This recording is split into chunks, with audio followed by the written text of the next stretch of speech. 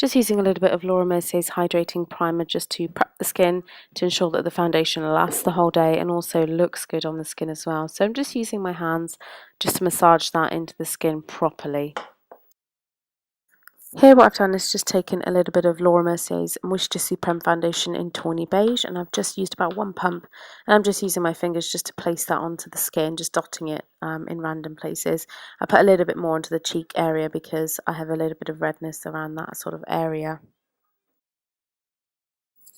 I've taken the Real Techniques Beauty Blender sponge and I'm just using the pointed end.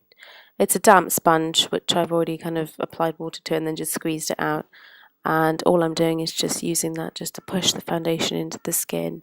I was using a brush before, but actually I really like these sponges. I kind of watched a few tutorials on YouTube and saw that everybody was using this beauty blender, the pink one, and I thought, well, let's just try it. So I saw one by Real Techniques and thought, okay, let's try this, and it is actually quite nice.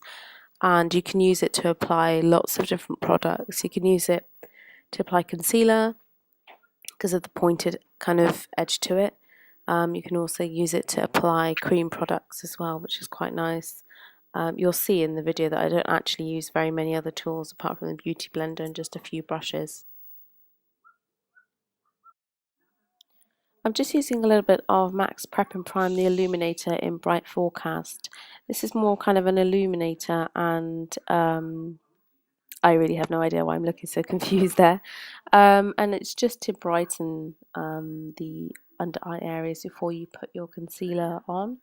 I will talk about it in a little bit more depth probably in another tutorial, but for now I just wanted to kind of get used to the product. So the next step I've done is then to apply my concealer. This is MAC's Moisture Cover in NW35, and all I'm doing is just applying it now into those areas and using a Sigma. I think this is a P86 brush. It's just a kind of precision brush just to sort of disperse the product just around the under eye area. And so the whole idea behind using the Prep and Prime Illuminator is just to eliminate any darkness before you go to put your concealer on. I don't think it's a corrector as such. I think it's more of an illuminator.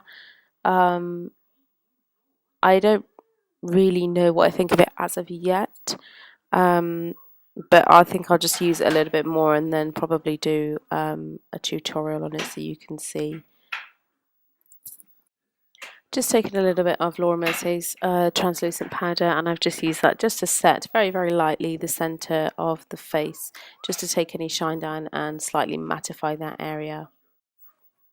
Here what I've done is taken the Laura Mercier Eye Basics in Tawny. This is one of my favourite products as an eye primer for the eye. It's just a beautiful kind of texture. It's almost like concealer, but it really dries down so that when you go to put anything on top, it just really helps everything adhere and just look that little bit more vibrant, and you'll be able to see the massive sort of difference it makes at taking down discoloration. So if that's something that you suffer with in terms of discoloration, the Laura Mercier Eye Basics are definitely one to look at.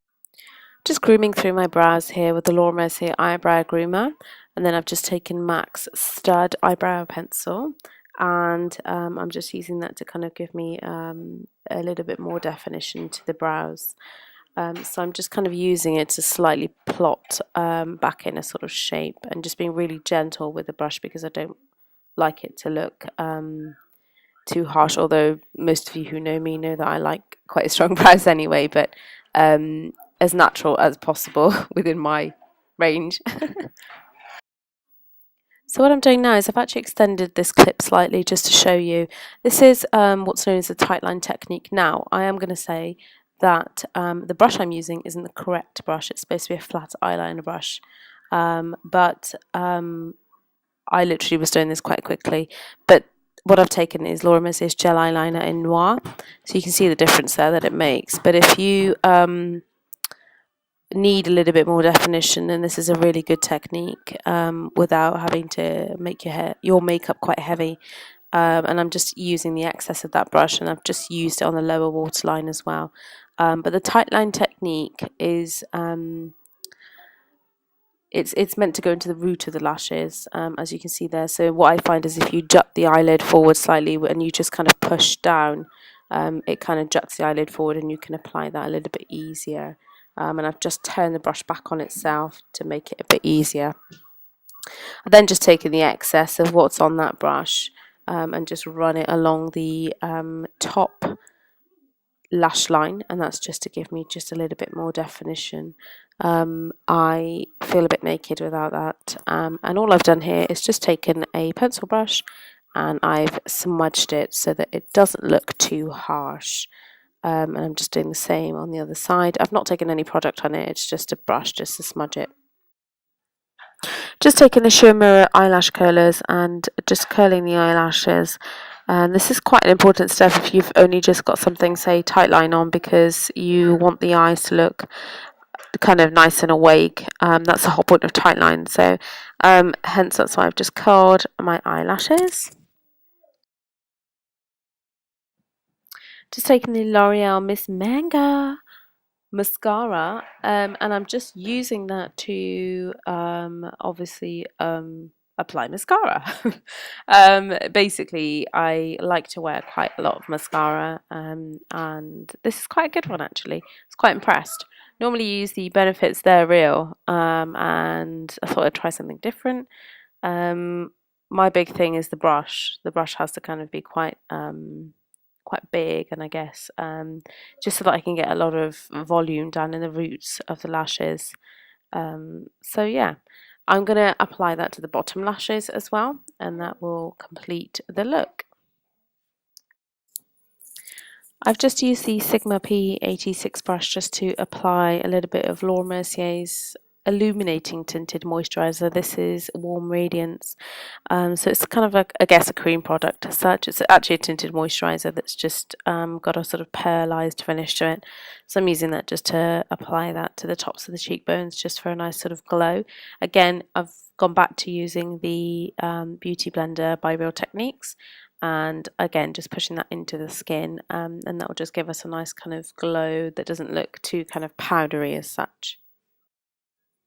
Just taking a little bit of Illamasqua's Excite Blush. Now this is a powder product, so you do need to sort of blend it in quite well, because obviously you're applying it over a cream product. So obviously just take little bits. I've just, as you can see, gone back in with my Real Techniques Beauty Blender, just to kind of blend it out again. So just work quite slowly with it, and gently, so that you get a nice finish.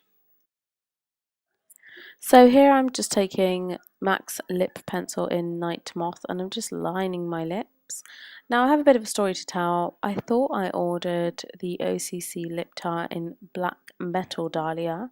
However, I only ordered Black Dahlia. Now I didn't realise that there was two. There's the normal one, and then there's obviously a metallic-y pearlized one. So I still have to order that one. So that goes to show that you should never buy things on impulse, and you should research products before you buy them. It's still a really beautiful colour. It's a very deep colour. Just, wear whatever feels comfortable to you. It's I know we're going into the spring. It's not necessarily a spring colour, but I think you should wear what suits you and what you like to wear. So I like these kind of quite rich, deep colours, especially if I haven't got too much on the eyes. Okay guys, that's the finished look. Take care, and I shall see you next time. Bye!